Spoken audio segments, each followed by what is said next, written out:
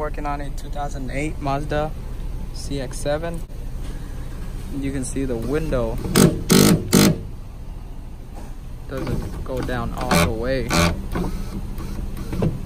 And when you feel the motor, it's jumping. There's 3 bolts holding onto the window motor and 1 connector. Now you can see the motor, it doesn't want to spin.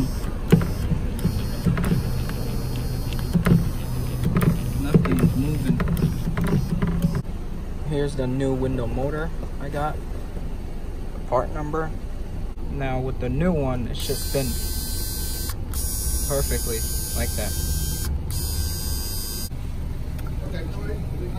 So when I was trying to put the motor in, the motor in the back fall out. So I have to open up the cover to get my hand in to hold it and align it. That way I can put the motor in first and then put the cover in. One last check before I put everything back. See if the window will, yep, all the way down. There you go, that's it.